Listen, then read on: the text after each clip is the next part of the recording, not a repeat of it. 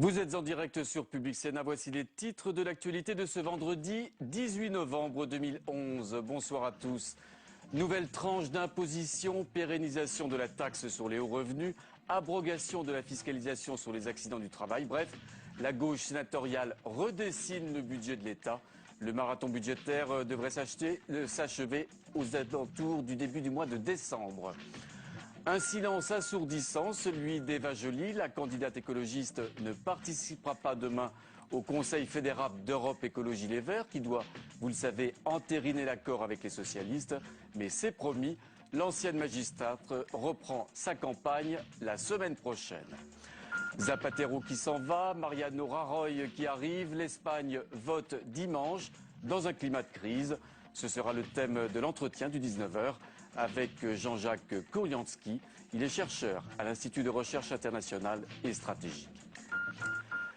La situation en Syrie d'abord, à 24 heures de la fin de l'ultimatum arabe, sommant le président Assad de cesser toute répression. Aujourd'hui, de nouveaux tirs sur des manifestants ont fait au moins 11 victimes civiles. Pour Alain Juppé, il est désormais trop tard pour le régime, faute d'avoir engagé des réformes nécessaires. François Fillon, lui, juge la situation de plus en plus dramatique. Cécile Sixou. Des tirs sur la foule, les violences continuent aujourd'hui en Syrie. Une manifestation contre Bachar el-Assad a encore fait 11 morts et plusieurs blessés. Face à ces répressions, la France donne de la voix et met la pression sur le régime. En visite à Ankara, Alain Juppé a demandé main dans la main avec son homologue turc Ahmet Davutoglu de plus lourdes sanctions et une prise de position de l'ONU. Il n'est pas acceptable que le Conseil de sécurité ne se prononce pas. Et j'espère que ceux qui bloquent aujourd'hui toute résolution du Conseil de sécurité vont enfin prendre conscience de la réalité. En ligne de mire, le ministre des Affaires étrangères cible la Chine et la Russie, dont les avis divergents bloquent toute action de l'ONU. Poutine a pourtant gardé le cap aujourd'hui et devant François Fillon en visite à Moscou, il a réitéré ses appels à la retenue et la précaution sur la question de la Syrie. Le Premier ministre français a lui milité pour plus de pression sur Bachar el-Assad. Le président Bachar el-Assad est resté sourd aux appels de la communauté internationale. Il n'a pas donné suite aux promesses de réforme, notamment à celles qu'il avait formulées auprès de la Ligue arabe. Le président syrien a jusqu'à demain pour stopper les répressions. Passé ce délai, la Ligue arabe appliquera des sanctions économiques. L'actualité politique française, toujours dominée ce soir par le silence d'Eva Joly, mais tous les responsables verts l'affirment. La candidate écologiste à la présidentielle retrouvera le chemin de sa campagne dès le début de la semaine prochaine. Les interrogations de l'ancienne magistrate sur le sens de sa candidature, révélées par Noël Mamère sur notre site publicsénat.fr, ont quelque peu déstabilisé le camp écologiste. Bérangère Dinglas. Alors que le nucléaire est au cœur de l'actualité, pas un mot de la candidate écolo dans la presse. Absente des négociations avec le PS, elle n'ira même pas au Conseil fédéral du parti qui se prononcera demain sur l'accord. Pourtant aujourd'hui chez les Verts, on excuse l'absence médiatique d'Eva Joly. Tous l'affirment haut et fort, elle est tenace et elle ira jusqu'au bout. À écouter son équipe de campagne, elle sortirait même renforcée de cette semaine douloureuse. En affirmant son intransigeance, elle marque sa différence. Moi je crois qu'elle a raison de se mettre un peu en retrait, c'est de la cuisine. Prendre de la hauteur, oui c'est important, prendre du champ parce que c'est un moment où le parti, le parlement du parti va voter, etc. Et c'est pas le rôle de la candidate que d'en débattre ou autre. Avec seulement 4% d'intention de vote, la candidature d'Eva Joly ne décolle pas. 3 mois après la primaire, c'est toujours Nicolas Hulot qui, aux yeux des Français, incarne le mieux les valeurs de l'écologie. Et au sein du parti, Eva Joly semble bien seule. C'est Cécile Duflot et Jean-Vincent Placé qui ont négocié avec acharnement l'accord avec les socialistes. Un accord pour les législatives, à leurs yeux beaucoup plus important que la course à la présidentielle. Moi, je suis opposé à l'élection du président de la République au suffrage universel. Le fait présidentiel donne place à ce type de débat médiocre et nous sommes attachés, les écologistes, au débat de fond. Il semble bien que l'état-major vert s'accommode du sort réservé à la candidate, tandis que certains négocient leur avenir et discutent de choses sérieuses. Eva Joly peine à trouver sa place dans la campagne. Alors il n'y a pas que le dossier nucléaire qui avive les tensions entre les Verts et les socialistes. En Ile-de-France, par exemple, c'est un autre bras de fer qui se joue autour cette fois-ci du prix de l'abonnement des transports en commun. Un accord avait été trouvé sur un prix unique lors des élections régionales avant qu'il ne soit remis en cause par le président de la région, le socialiste Jean-Paul Huchon. Mounir Soussi. En Île-de-France, la majorité pourrait dérailler sur la question des transports. Au cœur de ce nouveau conflit entre socialistes et écologistes, l'instauration d'un prix unique pour tous les abonnements dans la région dès 2012. PS et Verts s'y étaient engagés pendant la campagne des régionales, mais aujourd'hui, Jean-Paul Huchon, le président socialiste de région, veut différer son entrée en vigueur. Un nouveau motif de défiance pour les Verts. Nous espérons que nos partenaires socialistes tiendront les promesses auxquelles ils sont engagés lorsqu'on a fait l'accord entre les deux tours. On n'aimerait pas avoir d'autres incertitudes comme on en a vu récemment sur l'histoire du MOX. À l'heure qu'il est, on ne sait pas si on votera le budget. Ça dépend vraiment des engagements qui seront pris par le président de région. De son côté, Jean-Paul Huchon temporise et veut croire à un accord. Ils font ce qu'ils veulent. C'est une position qui n'est pas une position de discussion. Moi, je suis dans une position de discussion, de négociation, et on y arrivera. Pendant que la majorité se brouille, l'opposition en profite pour fustiger la mesure. Le pass Navigo à tarif unique, c'est une augmentation de 30% du prix du pass Navigo pour la moitié des franciliens et en même temps, un manque à gagner de plusieurs centaines de millions pour la RATP et la SNCF. Je comprends que le PS essaye de résister, je comprends aussi que c'est difficile au PS de résister aux Verts. Car si les écologistes lui font défaut, Jean-Paul Huchon perd sa majorité. Il sera alors dans l'incapacité de faire adopter son budget le mois prochain. Stéphane Rosest nous a rejoint sur le plateau de Public Sénat. Bonsoir Stéphane, bonsoir. Président de CAP. Alors on va revenir sur l'actualité de la semaine, une actualité politique très chargée avec cette séquence très compliquée également pour François Hollande, le candidat socialiste à la présidentielle. Est-ce qu'on peut dire que cet imbroglio autour de ce fameux accord, autour de ce fameux dossier nucléaire vert socialiste est le premier faux pas de la campagne du candidat ? Écoutez, c'est une campagne présidentielle. Or, la gauche a un problème culturel avec qu'est-ce qu'une présidentielle. On l'a vu durant cette séquence. La gauche aura fonctionné, les socialistes et Verts, Europe Écologie, comme si c'était des élections législatives. Pour une campagne présidentielle, le seul contrat qui vaille pour les Français, c'est celui que nous, directement, le candidat socialiste et la candidate écologiste avec les Français. Ce n'est en aucun cas quelconque pacte ou accord d'état-major qui lierait les mains de chacun des candidats avant même qu'ils se présentent devant les Français. La campagne véritablement va commencer en janvier-février. C'est-à-dire qu'on ne parle pas de circonscription à ce moment-là. Mais non seulement on ne parle pas de circonscription, mais on ne semble pas avoir une position sur des questions de fond aussi importantes que le nucléaire à partir d'accords d'état-major ou d'appareils.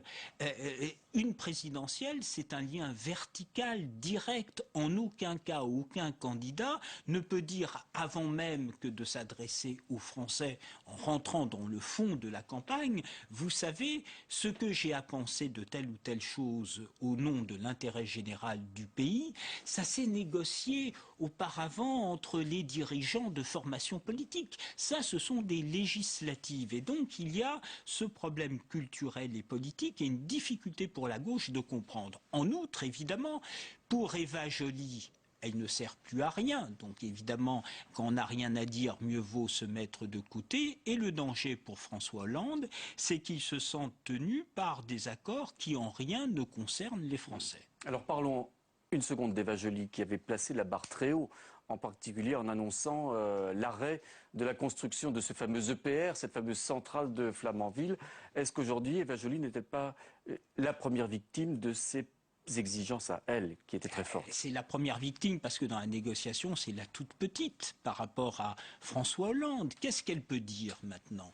Si elle dit « il y a encore une raison de voter pour moi », elle contredit un accord qui a été passé entre la formation dont elle émane, en tout cas qui la soutient, dont elle a seulement la légitimité. Bon. Ou bien, sinon, elle dit tout va bien, mais du coup, pourquoi voter pour Eva Joly? Donc, elle est sur le fond dans une situation absolument intenable. Qu'est-ce qui s'est passé dans la réalité?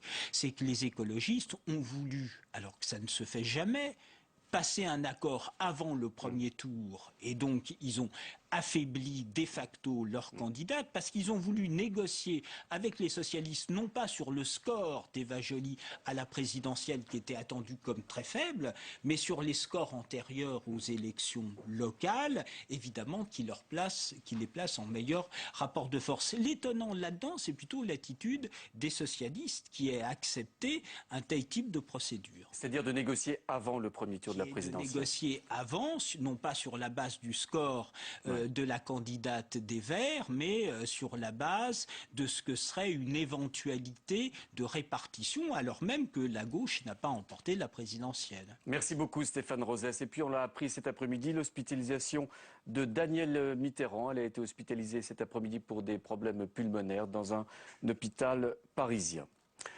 L'actualité politique toujours au Sénat. Les parlementaires sont entrés dans le vif du sujet de la discussion budgétaire. Cet après-midi, c'est une tranche supplémentaire de 45% de l'impôt sur le revenu qui a été votée par la majorité de gauche. Alors si les hauts revenus sont mis à contribution, il pourrait en être de même pour les collectivités locales. Devront-elles, elles aussi, participer à l'effort de rigueur? Eh bien, au Sénat, vous allez le voir, la question, elle divise. Elisa Bertholomé. 200 millions d'euros de contribution et 1,5 milliard d'euros d'économies. C'est ce que demande la ministre du Budget Valérie Pécresse aux collectivités locales. Cet effort intervient dans le cadre du projet de loi de finances pour 2012, projet dans lequel le gouvernement espère réaliser 14 milliards d'euros d'économies par rapport à 2011. À droite, on insiste sur les efforts à réaliser en temps de crise. J'ai redit hier aux orientations budgétaires de la région, à un moment, il faut nous-mêmes réduire la dette, le déficit, les emprunts de la région. Je crois que tout le monde doit faire un effort. Alors, il ne faut pas que l'État considère que les collectivités locales vont être une espèce de manne qui va lui permettre de réduire ses déficits. Mais oui, les collectivités locales doivent, elles aussi, faire des efforts financiers. À gauche, cette idée ne fait pas recette. La nouvelle majorité sénatoriale rappelle que les collectivités locales contribuent déjà au budget de l'État au détriment de leur autonomie fiscale. Mais surtout, la gauche ne digère pas la suppression de la taxe professionnelle qui plonge selon elle les collectivités dans l'embarras. Ça laisse les collectivités locales dans un grand bouleversement. Donc leur demander dans ces conditions des nouvelles économies, ce n'est pas acceptable et je pense que le Sénat ne l'acceptera pas. D'ores et déjà, les amendements supprimant la contribution des collectivités locales ont été votés en commission des finances. Ils seront discutés en séance publique en début de semaine prochaine. Voilà, et ce sujet sera très certainement au centre des débats du prochain congrès de l'Association des maires de France, un congrès retransmis en direct la semaine prochaine sur notre antenne, avec de nombreux plateaux et invités. Bonsoir Perrine Tarnaud. Bonsoir Pierre-Henri. Alors, on en a vu un premier aperçu à l'occasion du débat budgétaire de la sécurité sociale. Le ton était également monté d'un cran, si je puis dire, lors du débat sur l'abrogation de ce fameux conseiller territorial. Et puis, même ambiance tumultueuse, c'est le moins qu'on puisse dire, lors des débats budgétaire actuellement. Autant dire que parfois l'ambiance de l'hémicycle de la Haute Assemblée ressemble fort à l'ambiance de l'Assemblée nationale de plus en plus. Oui, effectivement, ça chauffe en ce moment au Sénat. Depuis que la gauche est majoritaire, l'hémicycle est le théâtre de passes d'armes et de tensions entre la nouvelle majorité du Sénat et la droite. Par exemple, mercredi, c'est une proposition de loi du groupe communiste visant à supprimer le travail le dimanche qui a mis le feu aux poudres. Écoutez cet échange. Votre texte est un texte de régression, est un texte de recul, est une menace pour l'emploi et les salariés dans notre pays. D'échec économique, social et moral. Monsieur le ministre, Madame David souhaiterait vous interrompre. Est-ce que vous l'autorisez? Je vais juste finir. Je suis étonnée que mes collègues ne se soient pas levés encore plus pour applaudir davantage. J'avais cru assister... Allez-y, voilà. J'avais cru assister à un meeting de l'UMP. Vous ne m'empêcherez pas de parler, mes chers collègues. Hurlez tant que vous voulez, ça démontre que vous êtes vraiment très en colère d'avoir perdu cette haute chambre. Voilà, et Pierre-Henri, toute la discussion sur ce texte a été sur ce même ton. Rebelote le lendemain avec la suppression votée par la gauche au Sénat du conseiller territorial. Alors ces tensions, elles s'expriment par de multiples rappels au règlement, avec du coup des séances qui s'éternisent tard dans la nuit. Par exemple, le conseiller territorial, eh bien sa suppression a été votée à 5h13 du matin, ce qui est rarissime ici au Sénat d'aller aussi tard dans la nuit. Résultat, on a des parlementaires fatigués, irrités et irritables. À droite, ils ont en fait peut-être un peu de mal à digérer la défaite. Ils sont en plus bousculés par des propositions de loi de la gauche qui détricotent le bilan du gouvernement. Et puis à gauche, évidemment, il y a un esprit de revanche dans une assemblée qui n'a jamais connu de majorité de gauche. Et puis surtout une envie de la part de la gauche, du PS, du PC, de montrer que sur les 5 mois de session parlementaire qui restent avant la présidentielle, eh bien, ils veulent montrer ce que pourrait donner une gauche au pouvoir, ce qui a fait dire à Xavier Bertrand cette semaine qu'il n'aimait pas l'attitude du Sénat. En tout cas, en fait, c'est la campagne présidentielle qui a un peu commencé ici dans l'hémicycle au Sénat et qui dessine les grandes thématiques de la future élection à coups de projet contre projet. En tout cas, le débat budgétaire ne fait que commencer. On l'a dit, il sera encore long, il s'achève au début du mois de décembre. Merci beaucoup, Perrine Tarnaud. Ça va en tout cas vous intéresser. On en sait un petit peu plus sur les futurs états généraux de la démocratie locale voulus, vous le savez, par le président du Sénat, Jean-Pierre Bel. Ils se tiendront donc fin février, après la session parlementaire. D'autres réunions auront lieu dans plusieurs régions françaises. Objectif, tracer, vous le disiez un petit peu, les grandes lignes de la réforme de l'organisation territoriale dont pourront s'inspirer les candidats à l'élection présidentielle. C'est en tout cas le vœu formulé par le président du Sénat. Tranche d'impôt supplémentaire, pérennisation de la taxe sur les revenus, suppression de la fiscalité et des indemnités d'accident du travail. La gauche sénatoriale redessine donc le budget de l'État, on l'a vu. C'est donc une Espagne étranglée par le chômage et menacée de récession qui va voter ce dimanche. Un vote sans beaucoup de surprises qui devrait voir l'excession au pouvoir du chef du Parti populaire, le socialiste José Luis Zapatero, ne se représente pas. Aurélien Romano. C'est probablement lui le futur visage de l'Espagne. Mariano Rajoy, le leader du Parti populaire. La droite avance en tête des sondages des élections législatives de dimanche. Le socialiste José Luis Zapatero, à la tête du pays depuis 2004, a décidé de ne pas se représenter, s'ajoutant à la liste des dirigeants européens poussés vers la sortie par la crise. Mais ce n'est pas réellement par conviction que le pays va donner la victoire à Mariano Rajoy. Plutôt par lassitude, l'Espagne est exsangue, le chômage y atteint 22% et touche près d'un jeune sur deux, le taux le plus élevé d'Europe. C'est d'ailleurs ici qu'est né le mouvement des indignés, fruit d'une jeunesse ayant perdu confiance dans sa classe politique. Autre point noir, la bulle immobilière a explosé, laissant des projets inachevés et des centaines de milliers de logements vides. Le secteur représente 10% du PIB et était jusqu'en 2008 le moteur de la 4e économie européenne. Mariano Rajoy est un homme discret, il n'en a pas beaucoup dit sur son programme et ses premières mesures.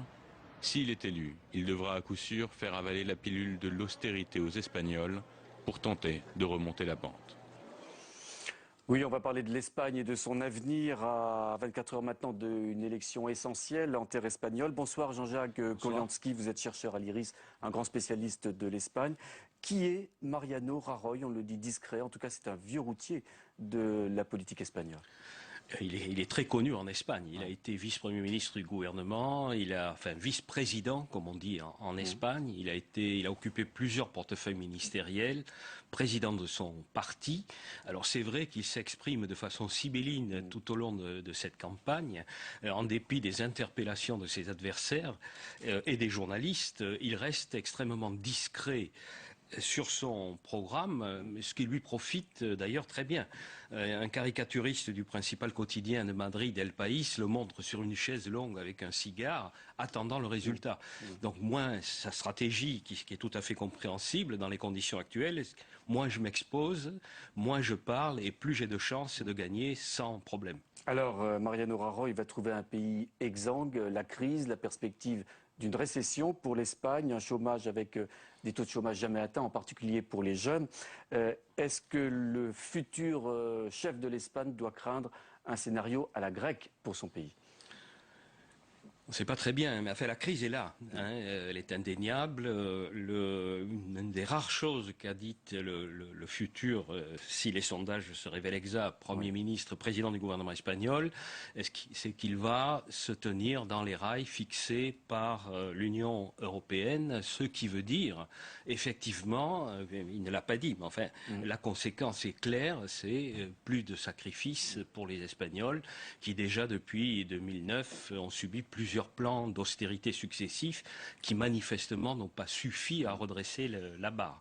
Donc il y a peu d'espoir pour les Espagnols dans une période rapprochée, à court terme, et même à moyen terme, de voir la sortie du tunnel, quelle que soit la majorité qui gagne les élections dimanche. Et pourtant, José Luis Zapatero avait déjà demandé beaucoup d'efforts aux Espagnols. Je pense en particulier à des salaires qui ont été rabotés, à des retraites qui ont été également abaissées et l'âge de la retraite très largement augmenté, 67 ans je crois, aujourd'hui en Espagne. Il y a eu des programmes sociaux qui ont été suspendus également depuis 2009. Ce qui a joué contre M. Zapatero également, c'est au-delà de la crise qui affecte tous les gouvernements en place, c'est peut-être sa façon de nier la réalité pendant 2 ans. Donc il lui a créé des problèmes de crédibilité face à ses électeurs qui étaient habitués à un Premier ministre, un président du gouvernement jouant le jeu de la vérité et qui là ne l'a pas tenu et qui donc du jour au lendemain a fait l'inverse de ce qu'il annonçait aux électeurs, ce qui explique le divorce actuel. Mariano Rajoy est un homme crédible, en particulier vis-à-vis des grandes instances internationales. Je pense au FMI et je pense également, bien sûr, à l'Europe, la Commission européenne. Disons que dans les conditions actuelles, il est difficile, c'est un vote démocratique, donc selon toute probabilité, c'est M. Rajoy qui va gagner les élections, les institutions extérieures, européennes ou le FMI vont faire avec.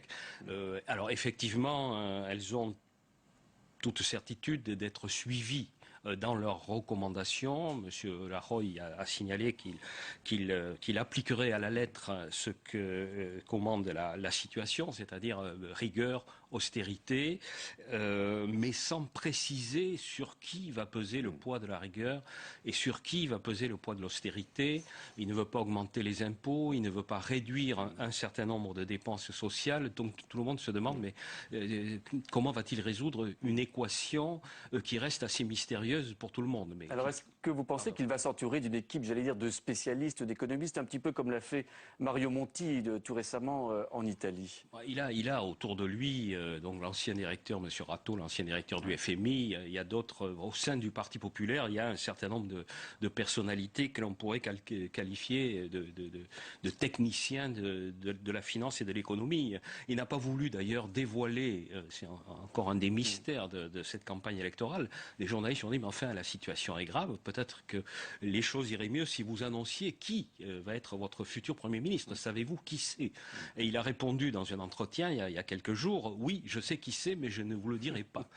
Et l'intéressé le sait-il? L'intéressé ne le sait pas non plus. Alors, est-ce que le futur chef de l'Espagne, du gouvernement espagnol, doit craindre son opinion? On sait que l'opinion espagnole est très remontée vis-à-vis, vous l'avez rappelé d'ailleurs, des mesures de rigueur entreprises par le gouvernement socialiste de Zapatero. Est-ce qu'il doit craindre cette opinion? Est-ce qu'il doit craindre des manifestations? Les indignés, c'est en Espagne que ça a démarré. Oui, mais enfin avec une différence. Si on regarde ce qui s'est passé en Grèce, il n'y a pas eu d'émeutes, de voitures brûlées, enfin des choses extrêmement violentes. Beaucoup d'ailleurs s'interrogent, d'observateurs se demandent comment se fait-il que le pays qui est le plus affecté par le chômage, enfin, vous le rappeliez tout à l'heure, 22% pratiquement, il a bougé, notamment les jeunes, en lançant le mouvement des indignés qui a fait tache d'huile dans le monde entier, mais il va bouger probablement électoralement en manifestant un vote de rejet, un vote de sanction, mais effectivement, cette opinion, les syndicats restent relativement modérés. La plupart des observateurs considèrent qu'il y a un amortisseur en Espagne, qui est l'amortisseur familial, qui est une solidarité des réseaux familiaux qui permettent pour l'instant de réduire le choc social qui est effectivement extrêmement brutal. Merci beaucoup Jean-Jacques Kolianski pour vos éclairages sur cette élection espagnole. C'est la fin de ce journal. Alors demain, sur l'antenne des chaînes parlementaires, notez 2 rendez-vous à 15h.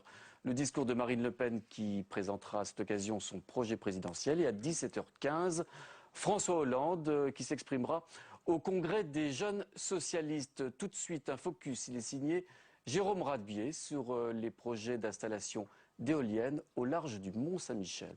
Très bon week-end à tous, merci.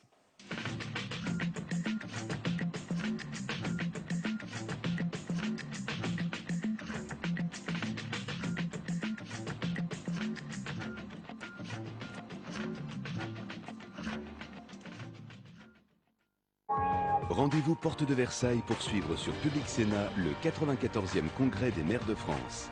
Un événement très attendu à 6 mois de la présidentielle avec de nombreux débats autour des collectivités locales.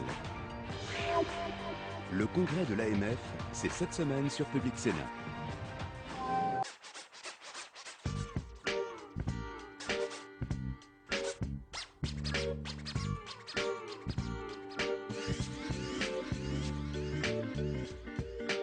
Un projet d'éolienne est lancé depuis 2007 à Argouges, commune située à 20 km du Mont-Saint-Michel.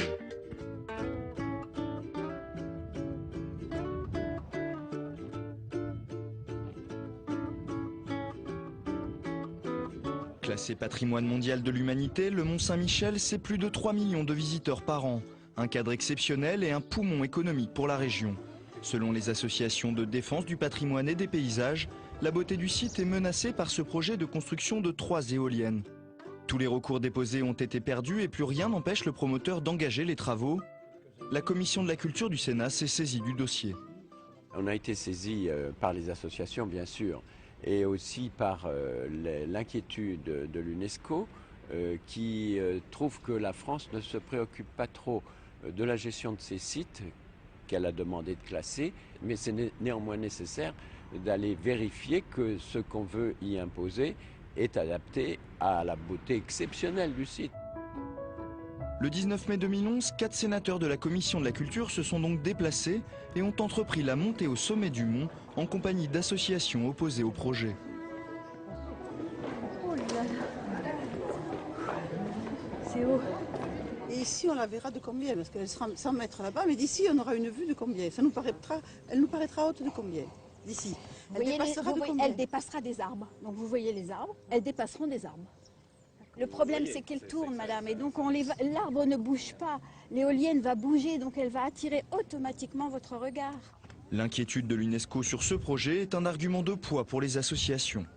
L'UNESCO ne peut pas empêcher, mais peut en tirer les conséquences. Parce qu'on ne peut pas nier les réalités non plus. On entend dire par des uns ou des autres que les éoliennes d'Argouges ne se verront pas depuis le Mont-Saint-Michel, mais on a déjà toutes les preuves contraires. Et c'est pour ça que nous avons, je crois, et le G8 et Europa Nostra ont tiré la sonnette d'alarme auprès de l'UNESCO en disant il faut faire quelque chose pour la protection et éventuellement élargir la zone tampon de protection pour que justement on n'ait pas à combattre à nouveau et à recommencer ce même combat. Pour les sénateurs qui doivent concilier préservation du patrimoine et développement des énergies renouvelables, difficile de trancher. On est tellement, comment dire, les élus soucieux à la fois de développer les sources d'énergie renouvelable et de préserver les sites que on finit aussi par se poser beaucoup de questions, si vous voulez. Je comprends très bien, mais là, ce qui me paraît à peu près évident, c'est que le Mont-Saint-Michel et sa baie sont d'intérêt mondial. Les éoliennes, le développement des sources d'énergie renouvelable, oui bien sûr, mais pas dans les sites emblématiques. Or, s'il y a un site emblématique en France, c'est ici.